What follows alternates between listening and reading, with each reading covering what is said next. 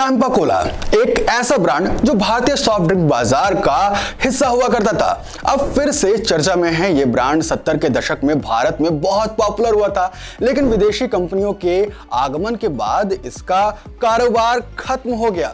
अब रिलायंस इंडस्ट्रीज ने इस प्रतिष्ठित ब्रांड को फिर से भारतीय बाजार में लाने की योजना ये बना रहे हैं। तो चलिए जानते हैं कि कैंपा कोला की कहानी क्या है और कैसे ये ब्रांड फिर से वापस करने की तैयारी कर रहा है। कैंपा कोला की शुरुआत भारत में कोका कोला के आने के बाद हुई थी।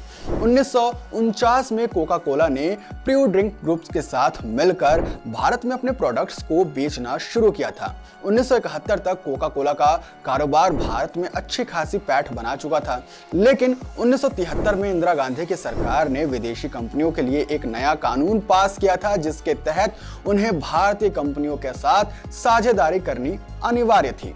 इसलिए कानून का कोका कोला ने विरोध किया और 1977 में भारत से बाहर हो गया। कोका कोला के जाने के बाद प्रू ड्रिंक्स ग्रुप के मालिक चरणजीत सिंह ने भारतीय बाजार में एक नया सॉफ्ट ड्रिंक लॉन्च करने का निर्णय लेते हैं। ये 1977 में उन्होंने कैंपा कोला को लॉन्च किया। ये ब्रांड भारतीय स्वाद के अनुसार तैयार किया गया था और उसका नारा था द ग्रेट इंडियन टेस्ट। 1983 तक कैंपा कोला ने भारतीय बाजार में एक मजबूत जगह बना ली थी।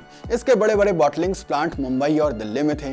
ये ब्रांड पूरे देश में उपलब्ध था। 1991 तक कैंपा कोला भारतीय सॉफ्ट ड्रिंक बाजार पर राज करता रहा। 1991 में भारत सरकार ने एक नई नीति लागू की और विदेशी कंपनियों के लिए भारतीय दरवाजे वापस से खोल दिए। 1992 में कोका कोला फिर से भारतीय बाजार में वापस आ गया और पेप्सी को पहले ही अपनी पैठ जमा चुका था।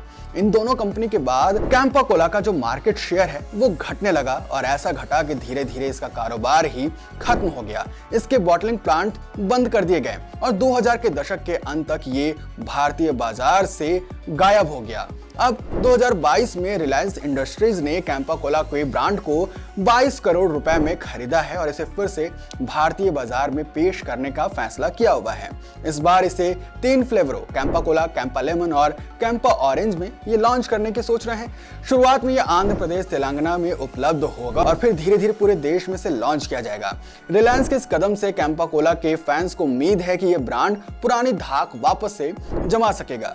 हालांकि अब ये देखना है कि ये ब्रांड विदेशी कंपनियों की चुनौतियों को सामना कर पाता है अच्छे से या फिर नहीं कर पाता है। भारत में पेप्सी, कोका कोला की मजबूत पकड़ है, लेकिन रिलायंस के पास बहुत बड़ा नेटवर्क है, जो मार्केटिंग की उसकी ताकत है, जो कैंपा कोला को एक नया जीवन दे सकता है। क्या ये ब्रांड वापस से अपनी पुरानी ऊंचाइयों तक पहुंचेगा?